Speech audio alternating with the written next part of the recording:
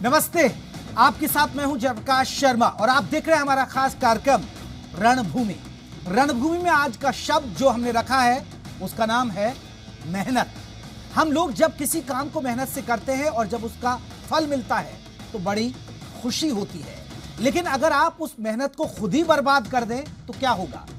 ऐसा ही कर रहे हैं हरियाणा में कुछ किसान अब ऐसा कर रहे हैं जिसे जानकर आप भी हैरान रह जाएंगे, क्योंकि गेहूं की फसल के लिए 6 महीने किसानों ने मेहनत की, अब खुद ही किसान उसे उजाड़ने लगे हैं। जींद, रोहतक और हिसार से इस तरह की खबरें सामने आई हैं। कृषि कानूनों के विरोध में किसानों ने यह कदम उठाया है, लेकिन सवाल यह है कि अपनी आवाज उठाने के लिए धरना प्रदर्शन करना तो ठीक है, मगर अपनी ही मेहनत बर्बाद कर देना यह कितना जायज है? यह मामला गंभीर है, क्योंकि किसान नेता राकेश टिकैत ने पंचायत में इस बात का इशारा किया था और उसी के बाद अब इस तरह की खबरें सामने आ रही हैं। लेकिन किसान नेताओं की बात करें, किसान नेता अपनी सियासत के लिए ऐसी बातें करते हो, किसानों से हमारी यहां पर अपील है कि कृपया वो अपनी मेहनत को बर्बाद ना करें। आज इसी मसले पर बात होगी, लेकिन हमारी फिर से यही अपील है कि जो रात दिन मेहनत करके आपने फसल उगाई है उसे बर्बाद ना करें। पहले रिपोर्ट, फिर रणभूमि।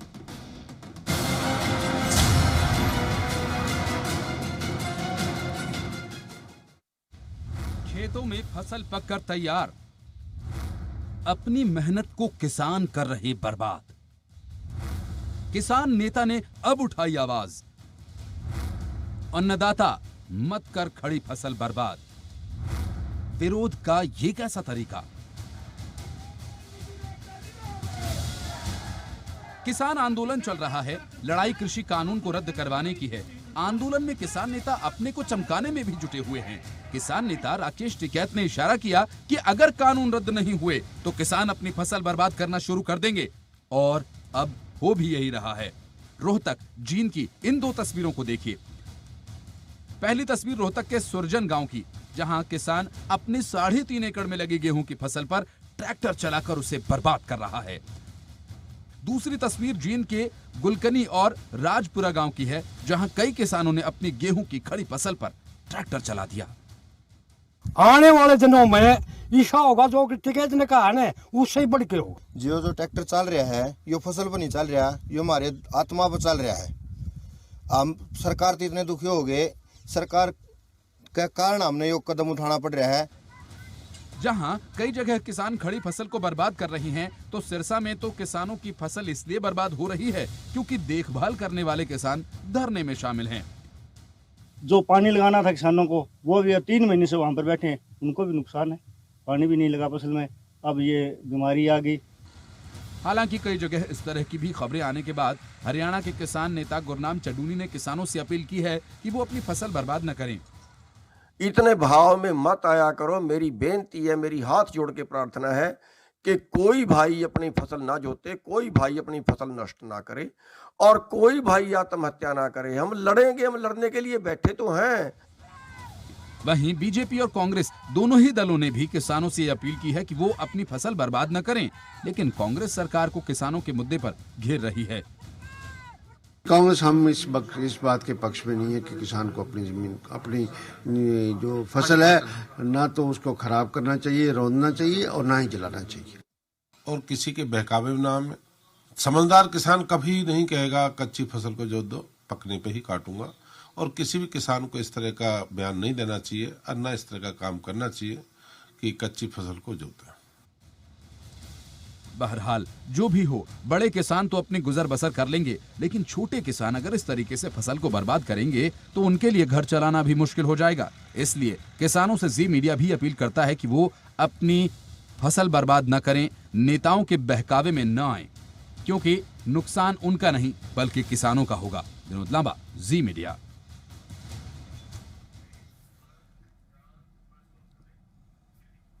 तो हमारी किसानों से यही अपील है कि वो किसान नेताओं के बहकावे में ना आए, अपनी मेहनत तो कम से कम बर्बाद ना करें। ठीक है, आप धरना करिए, प्रदर्शन करिए, लेकिन अपना नुकसान क्यों करिए? ये एक बड़ा सवाल है। इसी मसले पर चर्चा करेंगे। हमारे साथ आपको बता दें 3 खास मेहमान रहेंगे। आप अपने मेहमानों का मैं परिचय करा दूं। रंजीता मेहता, प्रवक्ता बीजेपी, शमशेर गोगी, विधायक कांग्रेस, और शमशेर सिंह रहेंगे, किसान नेता। हमारे साथ ये तमाम मेहमान रहेंगे। लेकिन मैं चर्चा की शुरुआत पहले थोड़ी देर के साथ लिए हमारे साथ कंवरपाल गुर्जर जी जुड़े हैं, कैबिनेट मंत्री है। कंवरपाल गुर्जर जी, आपका बहुत बहुत स्वागत है। आप तो शिक्षा मंत्री, सर क्या सलाह देंगे किसान नेताओं को, क्योंकि हम तो अपील कर रहे हैं हरियाणा के किसानों से कि भाई ऐसा बिल्कुल मत करिए, ये गलत है, आप अपनी मेहनत बर्बाद मत करिए किसी के बहकावे में आकर। नहीं, आपका ये प्रयास जो है बहुत ही अच्छा है, मैं इसकी तारीफ करता हूं। और कभी भी किसी भी किसान को अपनी फसल नष्ट नहीं करनी चाहिए। जहां ये आर्थिक नुकसान है, आर्थिक नुकसान से भी ज्यादा इसका धर्म से जुड़े संबंध है। और आज तक जो हमने अपने बुजुर्गों से सुना वो यही है कि खड़ी फसल को कभी भी नष्ट नहीं करना चाहिए। ऐसा हमारे जो बुजुर्ग हैं वो धार्मिक आधार पे भी कहते हैं। तो हमें किसी की भी बहकावे में नहीं आना चाहिए। और जिस प्रकार से जो बात कही गई ना, तो ये मैं समझता हूं कि शायद ये इस प्रकार से कहने का उन्होंने प्रयास किया कि एक बार जब अंग्रेजों का टाइम था तो दीनबंधु सर छोटू राम जी ने एक बार अंग्रेजों के साथ बहस में ये बात कही थी कि अगर आपने मेरे किसानों को सही रेट नहीं दिया तो चाहे मैं गेहूं में आग लगानी पड़ जाओ, लेकिन मैं आपको नहीं दूंगा, लेकिन मैं पूरा रेट लूंगा। वो बात बहस के लिए थी, अपनी ताकत दिखाने के लिए बात कही थी। उन्होंने इसके लिए नहीं कही थी कि हम सचमुच में कहीं गेहूं में आग लगा देंगे, किसी फसल में आग लगा देंगे। वो एक बात करने का तरीका था। उस बात करने के तरीके में दीनबंधु सर छोटू राम जी ने बात अंग्रेजों को धमकाने के लिए बात कही थी, लेकिन आग लगाने के लिए नहीं कही थी। तो मेरा सभी किसान भाइयों से निवेदन है कि बिल्कुल भी वो भावनाओं में ना बहें और किसी भी नेता के कहने से ऐसा पाप बिल्कुल भी ना करें। जो हमारे बुजुर्ग मनसा में बता के गए कि धरती हमारी माँ है और ये फसल भी उसी प्रकार से हमारा पोषण करती है, ये भी हमारे लिए जीवनदायिनी है, तो उसको आग लगाने का कोई मतलब ही नहीं होता। हम इसके बारे में सोचना भी नहीं चाहिए। लेकिन आपको लग रहा है कंवरपाल गुर्जर जी, आपको लग रहा है कि किसान नेता कहीं ना कहीं भड़का रहे इस मसले को, क्योंकि थोड़ी से यहाँ पर विवाद देखने को मिल रहा है। अगर हम यूपी से आते हैं राकेश टिकैत, वो आते हैं, वो कहते हैं कि कई बार कहते हैं कि महापंचायतें होती रहेंगी और होनी चाहिए, लेकिन यहां पर जो गुरनाम चढ़ूनी है वो कहते हैं कि पंचायतें नहीं होनी चाहिए। अब राकेश टिकैत ने इशारा किया था कि अगर किसानों की बात नहीं सुनती है सरकार तो वो अपनी फसलों को बर्बाद कर देंगे। अब उसी इशारे पर यह काम हो रहा है, लेकिन चढ़ूनी अपील कर रहे हैं कि भाई ऐसा मत करिए। तो आपको लग रहा है कि कहीं ना कहीं जो किसान नेताओं की राजनीति है उसमें आम किसान पिस रहा है। हाँ, बिल्कुल बिल्कुल। देखिए आप ऐसा ऐसा ये जो सारा का सारा आंदोलन है ना, ये सारा का सारा आंदोलन राजनीति में बदलता जाएगा। अभी थोड़े दिनों के आप बाद में देखना, ये बिल्कुल बिल्कुल अलग अलग पार्टियां खड़ी हो जाएंगी और ये कल को चुनाव लड़ने के लिए भी तैयार हो जाएंगे। जिसको ये गैर राजनीतिक बता रहे थे, टोटल का टोटल राजनीति आपके सामने सारी की सारी नजर आ जाएगी और सभी किसानों के सामने सारी की सारी पोल पट्टी इस बात की खुल जाएगी। हमें इस बात पे कोई एतराज नहीं है कि कोई पंचायत करता है तो पंचायत करे, अपनी बात को कहे, हमें कोई एतराज नहीं है।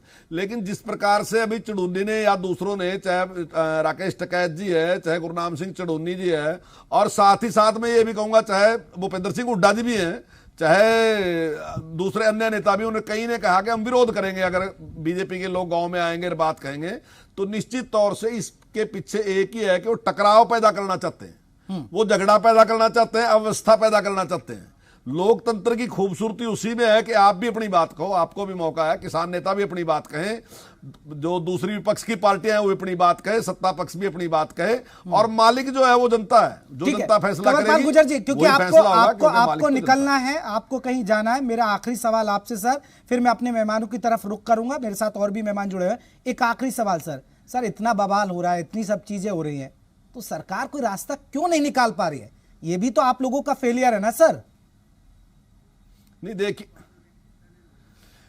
देखिए, रास्ता सरकार ने कोई ऐसा वो नहीं किया, मतलब हर तरीके का मौका दिया। सरकार ने 12 बार उसके बारे में बातचीत की और सरकार ने स्पष्ट कहा कि क्लॉज बाय क्लॉज अगर आपको कहीं भी इस कानून में कमी नजर आती है तो वो बताओ, हम उसको चेंज करने के लिए तैयार हैं। लेकिन अगर ये बात कहो कि इसको बिल्कुल रद्द कर दो, तो देखिए हम गांव में रोजाना पंचायतें करते हैं। जब हम पंचायत करते हैं तो हम कोई सालस ढूंढते हैं, उसको हम पंचायती कहते हैं कि सालस बैठा, हम दोनों पार्टियां उसके सामने बात करती हैं, वो फैसला करता है तो हम कहते हैं कि हम तेरा फैसला, आपका फैसला मानेंगे। तो इसी प्रकार से ये भी है, अगर एक तरफ किसान अपनी बात कोई कहना चाहते हैं, आंदोलनकारी अपनी बात कहना चाहते हैं, तो दूसरी बात सरकार अपनी बात कहना चाहती है, तो जो पंचायती है वो कोर्ट है और कोर्ट जो फैसला देगा हम स्वीकार करेंगे। तो कोर्ट ने जो सालस थे वो चुने कि ये 4 लोग ऐसे हैं जो हिंदुस्तान के नंबर 1 के आदमी हैं, जिनको एग्रीकल्चर के बारे में पूरी जानकारी है। आप उनके सामने अपनी बात रखो, वो मेरे सामने अपनी बात रखेंगे, उस पर हम फैसला देंगे। लेकिन जो आंदोलनकारी थे उन्होंने साफ जवाब दे दिया कि हम किसी के सामने नहीं जाएंगे। अब अगर पंचायत में मैं ये कहूं कि जो मैं बात कह रहा उस पर ही आपको मानना पड़ेगा, तो मैं समझता हूं कि फिर तो फैसला हो ही नहीं सकता। फैसला तब होगा जब मैं किसी के ऊपर विश्वास करूंगा कि मैंने भी अपनी बात कह दी और अब दूसरे ने बात कह दी, जो सच्चाई है वो फैसला कर देगा। लेकिन मैं कहूं कि मैं ही सही हूं और मैं ही सही हूं, मेरे अलावा कुछ भी सही नहीं है, तो फिर तो कोई पंचायत का फैसला हो नहीं सकता। चलिए गुर्जर साहब, बहुत बहुत शुक्रिया हमसे बातचीत करने के लिए, आपने अपना कीमती वक्त दिया। चलिए इस पर रिएक्शन लूंगा। और भी मेहमान हमारे साथ जुड़े हैं, जिस तरह मैं बता रहा था, रंजीता मेहता प्रवक्ता बीजेपी, शमशेर गोगी विधायक कांग्रेस। शमशेर गोगी जी, आपने मंत्री साहब को सुना, आपका रिएक्शन? शर्मा जी, आपका बड़ा धन्यवाद है जी। ये मंत्री जी के विचार आपने पहले भी सुने होंगे। मंत्री जी किसान का बेटा होने के बावजूद भी एंटी किसान है, क्योंकि उन पे अंधभक्ति का नशा चढ़ा हुआ है। नागरिकता का जो नशा है वो उतर गया दिमाग से। जब आप किसी नागरिक के दिमाग में सांप्रदायिकता बांट दोगे और वो नागरिक ही ना रहे, उससे अच्छी बात की उम्मीद ही नहीं है। वो धर्म की बात कर रहे थे।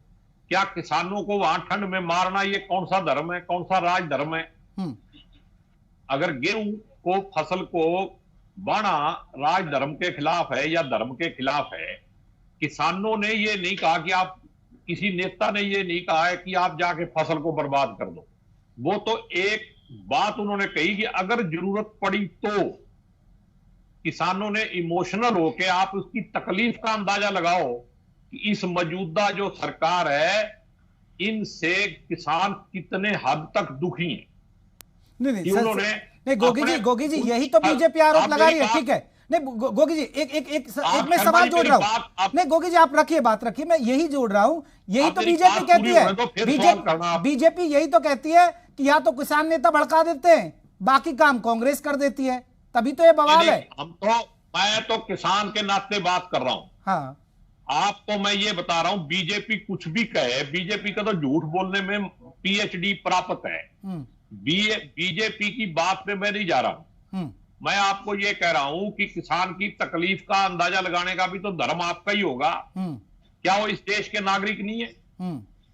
पहले दिन 25 नवंबर को जब आंदोलन शुरू हुआ तो हमारे मुख्यमंत्री जी कहते हैं कि इसमें हरियाणा का कोई आदमी नहीं है, जबकि आंदोलन ही हरियाणा से शुरू हुआ, जो जीटी रोड पे शुरू हुआ। आपको याद होगा 26 तारीख को पंजाब वाले आए, ये कहते हैं ये तो खालिस्तानी है। आप इनका एजेंडा देखो। इस आंदोलन को ये कभी किसी को पाकिस्तानी कह के हिंदू इमोशन को ब्लैकमेल करने की बात करते हैं, कभी किसी को खालिस्तानी कह के। इस आंदोलन के अंदर कितने खालिस्तानी है, किसने मांग करी? जी, मैं इस पर रंजीता मेहता जी से जवाब लूंगा। मैं इस पर जवाब लूंगा हमारे साथ ना। अब मैं आ रहा हूं मैं एक मिनट मेरी बात पूरी होने दो। हाँ। और तो ये किसानों का दर्द है, ये एक प्रतीकात्मक एक घटना है जिसमें उन्होंने फसल बोई है। आज लेकिन सर बर्बाद अपना क्योंकि कोई ना तो शमशेर गोगी उनकी मदद करेगा ना किसान नेता करेंगे। मैं एक बार गुरनाम सिंह चढ़ूनी जुड़ गए खुद, मैं उनसे बात कर लेता हूं, फिर मैं रिएक्शन लूंगा इस पर रंजीता मेहता का रिएक्शन लूंगा। गुरनाम सिंह चढ़ूनी जी, ये क्या हो रहा है कि राकेश टिकैत एक इशारा करते हैं कि अगर किसानों की सरकार नहीं सुनती है तो फसलें हम बर्बाद कर देंगे। सर वो इशारा भर था और यहां शुरू भी हो गया हरियाणा में। देखिए, ये लोगों का जोश है और लोगों का गुस्सा है, लोगों का आंदोलन के प्रति लगाव है, जो छोटे से इशारे के ऊपर इस तरह के काम शुरू कर देते हैं। लेकिन हमने आज वीडियो पाके हमने ये बेनती की है, क्योंकि राकेश टिकैत ने भी ये नहीं कहा था कि अभी जोत दो, उसने ये कहा था कि हम एक फसल की को जो है आग लगा सकते हैं। तो ये कहा था उसने, ये नहीं कहा था कि लगा दो, जब जरूरत पड़ेगी तब देख लेंगे। अभी हम ये कह रहे हैं, आपके चैनल के माध्यम से भी ये कहना चाहते हैं कि किसान बच्चों की तरह पाली हुई फसल को इस तरह आग ना लगाए। और ये सरकार बेरहम सरकार है, जिसने कितने किसानों के आत्महत्या करने पे कितने किसानों के एक्सीडेंटों में मारे जाने थे, अभी तक 250-300 लाशें हमारी जा चुकी हैं, उस पे सरकार को रहम नहीं आया, तो क्या अपनी फसल जोतने से सरकार को रहम आ जाएगा? चढ़ूनी साहब आपको नहीं लगता कि टिकैत साहब को आप ही लोग सलाह दें कि इस तरह के बयान ना दें, क्योंकि आप कह रहे हैं कि भावना से जुड़ गया मामला, ये इससे जुड़ गया। अब आप देखिए बेचारा 6 महीने मेहनत करी है, बड़े किसान लीडर तो ठीक है, आप पर कोई असर नहीं पड़ेगा, टिकैत साहब पर भी कोई असर नहीं पड़ेगा, लेकिन सर हम जैसे छोटे किसान, उनका क्या होगा सर? देखिए, आपको वहम है कि मैं बड़ा किसान हूँ। सर हमसे तो बड़े ही हैं आप, हमसे तो बड़े किसान नेता है, हम तो, हमारे पास तो सर 2-3 एकड़ जमीन है सर। कोई बात नहीं, आपके पास 2-3 एकड़ है, मेरे पास 7-8 एकड़, ज्यादा मेरे पास भी नहीं है। हाँ। आप शायद ये सोचते हैं कि मेरे पास 100-200 किले हैं, ऐसा नहीं है। और मेरे पास भी जो आगे बच्चों को आएंगे वो 3-3 किले ही आएंगे, 4-4 आ जाएंगे। तो लेकिन हम ये कहना चाहेंगे हम कि ऐसा बयान उन्होंने दिया था कि जब जरूरत पड़ेगी तब, ये थोड़ा ही कहा था अब खेत की जुताई करनी शुरू कर दो। हम जिनसे हाथ जोड़ के प्रार्थना करते हैं कि कोई किसान अपनी फसल को नष्ट ना करे, और जिसको ये है कि मतलब बिल्कुल बहाव में है, वो भी अपने आप पे संयम बरते। चढ़ूनी साहब मैं आखिरी सवाल आपसे, फिर मैं बाकी मेहमानों का रुख करूंगा। चढ़ूनी साहब आपसे एक चीज समझना चाहता हूं, क्योंकि जिस तरह सरकार के, अभी हमारे साथ एक मंत्री भी बैठे थे, हरियाणा के कैबिनेट मंत्री है कंवरपाल गुर्जर जी, उन्होंने भी कहा, और भी प्रधानमंत्री नरेंद्र मोदी भी इशारा कर चुके हैं, केंद्रीय कृषि मंत्री भी इशारा कर चुके हैं, क्योंकि वो कृषि कानूनों को रद्द नहीं करेंगे। सर कुछ तो रास्ता निकलेगा ना फिर? चढ़ूनी साहब क्या रास्ता दिखता है अब? देखिए, नंबर 1 तो मैं ये बताना चाहूँ कि ये कृषि कानून नहीं है, ये कृषि व्यापार कानून है, ये कृषि कानून गलत कह रहे हैं। और दूसरी बात, मैं इनको चैलेंज करना चाहता हूं कि मत रद्द करना, अगर आप असली जो है वो सरकार चलाने वाले हो, मत रद्द करना, और हमारे पास ताकतों के रद्द करा लेंगे, वरना मरेंगे वहीं पे। मारते कितने लोगों को मारेंगे? ये लोग इस देश को बेच रहे हैं, इस देश को बिल्कुल नहीं बिकने दिया जाएगा। ये देश हमारे शहीदों ने आजाद कराया था, और आज इस देश को ये कंपनियों के पास। लेकिन चढ़ूनी साहब वो ठीक है, आपकी बात सही है, आप मरने मारने पर अड़े हुए हैं, लेकिन चढ़ूनी साहब आप लोगों का कोई नुकसान नहीं होगा ना, किसान नेताओं का?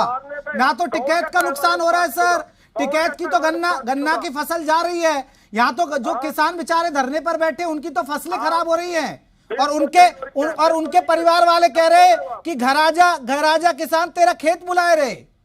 बिल्कुल गलत बोल रहे हो आप, और खराब होगी तो हमारे किसानों की होगी। नहीं, आप मदद करेंगे?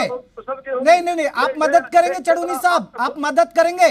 जो है किसान आप लोगों के इशारे भर पे ये ट्रैक्टर चला रहे हैं। हमारे किसान जिन्होंने फसलें नष्ट की, उन्होंने हमारे से मुआवजा मांगा क्या? उन्होंने नहीं मांगा, आप मांग रहे हैं, उन्होंने नहीं मांगा हमारे से। और आप ये बिल्कुल गलत कर रहे हैं कि किसानों की चिंता नहीं है, आप ये बिल्कुल गलत कर रहे हैं। आप तो इस तरह से बात करें जैसे हम लीडर चमकाने के लिए आंदोलन कर रहे हो। हम तकलीफें झेल रहे हैं, 30-35 मुकदमे दर्ज हो गए मेरे ऊपर, कि दूसरे सभी किसानों के ऊपर नहीं हुए। 5 जन्मों में मेरे पास सजा नहीं कटेगी इनकी। आप क्या बात करते हैं? आप इस तरह से बात कर रहे हैं जैसे हम कोई और किसान कोई और है। आप तो ऐसे बात कर रहे हैं जैसे हम किसानों को कोई गुमराह कर रहे हैं। बिल्कुल नहीं है। हमारी जान है किसानों में, पहले तकलीफ हमारे ऊपर आएगी, फिर बाद में। नहीं गोगी साहब ऐसे ही होता है, आप भी अपनी सियासी रोटी सेक रहे हैं, आप भी अपना फायदा देख रहे हैं, आप यही कहते हैं, ठीक है? कोई सियासत नहीं कर रहा हूं, मैं ये कह रहा हूं कि किसान के दर्द को भी समझने ठीक है। रंजीता मेहता एक रिएक्शन, क्योंकि चढ़ूनी साहब भी जुड़े हैं, चढ़ूनी साहब को समझाएंगे आप, और गोगी साहब को बता दीजिए। क्या समझाएगी? अभी तो बीजेपी सीखी नहीं, इसने अभी सीख जाएंगी सर। अरे आपकी पॉलिसी को देख के आप यहाँ सीख लेंगे वो। मेहता जी बोलिए। अभी तो पहली क्लास में दाखिल हुई है, आगे धीरे धीरे पढ़े। के ऊपर अपने लाशों को ढोकर जो राजनीति कर रहे हैं ये लोग, आज ये नहीं जान रहे कि एक नेता जो है तिल्ली लगाता है और ये कहता है कि हम फसलों को आग लगा देंगे, और दूसरा नेता फिर मल्लम लगाता है और ये कहता है कि आप आग मत लगाइए, आप अपनी फसलों को खराब मत कीजिए। इससे जो धर्म और जो बात कर रहे थे अभी शमशेर योगी जी कि क्या इनका धर्म है, आप ये पूछिए क्या इनका धर्म ये है कि किसानों को शराब परोसकर ये वहां पर रखें और उनको बदलाए रखें? कि कुछ पार्टियों का मकसद ही ये होता है कि आप दूसरों को बहकाओ और उनको बहकाकर अपनी राजनीति चमका तरीके से किसानों को गुमराह कर कर ये वहां पर बिठाकर उनको हौसला अफजाई दे रहे हैं। आप देखेंगे कि चुड़ूनी साहब के मंच पर टिकायत जी नहीं आते, टिकायत जी के मंच पर चुड़ूनी जी नहीं आते। वो कहते हैं कि मैं बड़ा नेता, वो कहते हैं कि मैं बड़ा नेता। अब बॉर्डर्स के ऊपर भी क्लेश पड़ना शुरू हो गया है। सिंघू बॉर्डर पर जो बैठे हैं वो बड़े किसान बैठे हैं, वहां पर सारी फैसिलिटीज अवेलेबल है, और टिकरी बॉर्डर पर छोटे किसान बैठे हैं, वहां पर फैसिलिटीज अवेलेबल नहीं है। अब उस बात का भी झगड़ा हो रहा है, तेरे पास फैसिलिटी ज्यादा, मेरे पास फैसिलिटी कम। तो इस तरीके से आप किसानों को गुमराह मत कीजिए। उनकी जो जमीन है वो उनकी माँ है, पर अपनी माँ को किसानों ने नहीं मारा। अगर आप इस तरीके का काम करते हैं, मैं धन्यवाद करती हूँ जी चैनल का जिन्होंने इस मुद्दे, क्योंकि ये अपील उन गुमराह करने नहीं। तो रंजीता जी फिर किसानों के मसले को आप निपटाइए ना। इतना लंबा संघर्ष चल रहा है तो आपकी सरकार गंभीर ही नहीं है ना, ये तो ये आरोप लगा रहे हैं। देखिए, आपको बड़े अच्छे से हमारे जो मंत्री हैं, मेरे बड़े भाई कमल पाल गुर्जर जी, उन्होंने इस बात का जवाब दिया कि 12 दौर के चरण की बात जो है सरकार कर चुकी है, और सरकार बार बार इनके साथ एक एक पॉइंट पे डिस्कस बात करके जो है समझौता करने के लिए तैयार है। सरकार ने एक बार ये भी कह दिया कि हम 1.5 साल तक डेफर कर देते हैं, 1.5 साल में हम मीटिंग्स करेंगे, आपको समझाएंगे, आपसे राय लेंगे, आपका मशवरा लेंगे, आप जो कहेंगे हम वो करेंगे। उसके बावजूद अगर ये नहीं उठ रहे हैं तो आप साफ समझ सकते हैं कि अभी आंदोलन नहीं रहा, ये सिर्फ और सिर्फ राजनीति हो रही है, और कुछ लोग सिर्फ अपनी रोटियां सेकने के लिए, अपनी राजनीति को बचाने के लिए, अपने पार्टियों को जो मर चुकी है, जो वेंटिलेटर पे है, उनको वापस करने के लिए ये इस लड़ाई को लड़ रहे हैं। और मैं ये मानती हूँ, ये ना केवल अपना नुकसान कर रहे हैं, पूरे देश का नुकसान हो रहा है, पूरे बॉर्डर के ऊपर प्लाईवुड इंडस्ट्री का नुकसान हो रहा है। आज जिस तरीके से उनको उकसाया जा रहा है, बरगलाया जा रहा है, उनको अपनी ही फसलें ठीक है। विकास सीसर हमारे साथ किसान लीडर में एक रिएक्शन उनका भी ले लेता हूं। विकास सीसर जी, किसान फसल बर्बाद कर रहे हैं, क्या करनी चाहिए? देखिए, किसान अपनी फसल का मालिक है और वो बर्बाद नहीं कर रहा है। ये एक आंदोलन का एक हिस्सा था। हो सकता है कि भावुकता में आकर के उन्होंने अपनी फसल को भी पाने का काम जो किया है, लेकिन मैं ये कहूँगा कि ये सरकार निकम्मी सरकार है, इससे कोई फर्क नहीं पड़ेगा। फसल बाने से हमारे 200-250 किसान शहीद हो चुके हैं, उसके बावजूद भी ये सहमत नहीं हो रहे। तो किसानों को चाहिए कि फसल बाने की बजाय हम तो किसान आंदोलन को मजबूत करना है, और इस सरकार को सरकार की ठीक है। चढ़ूनी जी एक सवाल आपने सुना, बीजेपी नेता को सुना? नहीं, बीजेपी के नेता की बात नहीं सुन पाई, कट गई थी। आप बताइए क्या बोल रहे, मैं जवाब नहीं, क्योंकि चढ़ूनी साहब यही तो बात आ रही है ना। अब आप लोग फसल बर्बाद कर रहे हैं, हमारे किसान नुकसान कर रहे हैं सर, क्योंकि आप लोग धरने पर बैठे हैं, आप लोगों का बहुत सारा नुकसान हो रहा है, क्योंकि मैं भी एक किसान हूं, मैं भी जानता हूं। लेकिन सर ये एक बड़ा सवाल है कि सरकार अपने कह रही है कि ये तो फायदे के बिल हैं, ये तो फायदे के बिल हैं। क्या समझा नहीं क्या है सर? ये कह रहे हैं कि कानून जो है ये फायदा है, इससे किसानों का कोई नुकसान नहीं है, ना एमएसपी खत्म हो रही है, ना मंडी खत्म हो रही है। इन्होंने तो या नोटबंदी की बोला फायदा है, इन्होंने GST का ही बोला फायदा है, इन्होंने कहा 15 लाख आएगा आपको वोट देने में फायदा है, इन्होंने कहा हम स्वामीनाथन आयोग की रिपोर्ट लागू करेंगे आपको वोट देने में फायदा है। ये लोग झूठे लोग हैं, और ये जो काम कर रहे हैं ये राज्य अपने चंद पूंजीपति मित्रों के लिए कर रहे हैं। पूरे देश का जो एग्रो बिजनेस है वो ये कारपोरेट को देने के लिए कर रहे हैं। और जी हम कह रहे हैं, जब किसान मांग रहे हैं, जब लाखों किसान सड़कों पर है और वो कह रहे हैं हमें फायदा नहीं चाहिए, ये किसके फायदे के लिए कर रहे हैं? ठीक है, रंजीता जी जल्दी से जवाब दीजिए चढ़ूनी जी को, चढ़ूनी जी की बात का जवाब दीजिए। कि जब से भाजपा की सरकार हरियाणा के अंदर बनी है, अगर सबसे ज्यादा फसलों का कोई दाम दे रहा है तो हरियाणा की सरकार दे रही है। इनको वो सरकार तो अच्छी लगती है जो राजस्थान के अंदर इनका बाजरा नहीं खरीदती, इनको वो सरकार झूठी लग रही है जो इनका 100% धान और बाजरा खरीद रही है। आज कोई बहुत देर की बात नहीं है, महीने के बाद ही फसलें आने वाली हैं, और फिर से जब पूरा MSP पे जब खरीदी जाएंगी और इनके अकाउंटों में पूरा पैसा आएगा, फिर उस बात का क्या जवाब देंगे? पहले से ये सोच के रखे जो ढोंगी बनकर आज किसानों के नेता बन रहे हैं। आज इनसे ये पूछिए कि फसलों का सबसे ज्यादा दाम अगर किसी ने दिया है तो हरियाणा ठीक है, रुकिए रंजीता जी, गोगी जी एक रिएक्शन में आपसे, क्योंकि मेरे पास वक्त की कमी है, मैं आपसे जानना चाह रहा हूँ कॉन्ट्रैक्ट फार्मिंग हरियाणा में कब आई और कौन लाया, और क्या फिर कॉन्ट्रैक्ट फार्मिंग से किसानों का नुकसान हुआ? गोगी जी रुकिए, रंजीता जी, गोगी जी अगर आप मेरी बात को समझो, हाँ। कॉन्ट्रैक्ट फार्मिंग तो जब आएगी, अभी तो सैंपल हुआ है, सैंपल तो बिहार में भी नहीं सर, 2007 में कौन लाया, कौन की सरकार लाई, किसकी सरकार लाई सर? कोई सरकार का मतलब सरकार है, आप सरकार पे मत जाओ। आप ये देखो कि किसान के साथ जबरदस्ती कानून इस कोरोना महामारी में थोपने के पीछे काली नीयत गोगी जी आप बताइए ना, कॉन्ट्रैक्ट फार्मिंग हुड्डा सरकार में आई, क्या उससे किसानों की जमीन छिनी? बस ये बता दीजिए मुझे, अगर छिनी तो ये गलत था बीजेपी का कानून। कह रहा हूं कि हुड्डा की सरकार में एक पायलट प्रोजेक्ट के तौर पे देखी गई और वो फेल होगी तो हमने बंद कर दी। आपने बिहार के अंदर बीजेपी की सरकार ने 2006 में ये कानून लागू किया, सत्यानाश हो गया बिहार का। ये पूरे देश को बिहार के किसान जैसा क्यों बनाना चाहते हैं? क्यों नहीं हरियाणा पंजाब जैसा? चलिए आप मेरे पास वक्त की कमी है गोगी जी, बहुत बहुत शुक्रिया आपका, और साथ ही साथ हमारे साथ दो और खास भी मेहमान जुड़े, आप लोगों का बहुत बहुत शुक्रिया। रंजीता जी आपका बहुत बहुत शुक्रिया, गुरनाम जी आपका भी, और सीसर जी आपका बहुत बहुत शुक्रिया। तो रणभूमि में हमने आज किसानों की बात करी, किसान अपनी मेहनत को बर्बाद कर रहे हैं, मां कहलाती है मिट्टी धरती, लेकिन अगर छोटे किसान ऐसा करेंगे तो वाकई में उनके लिए बड़ी चुनौती हो जाएगी। हाँ, रणभूमि आज के लिए बस इतने, कल फिर हाजिर हुए नए मुद्दे के साथ। नमस्ते।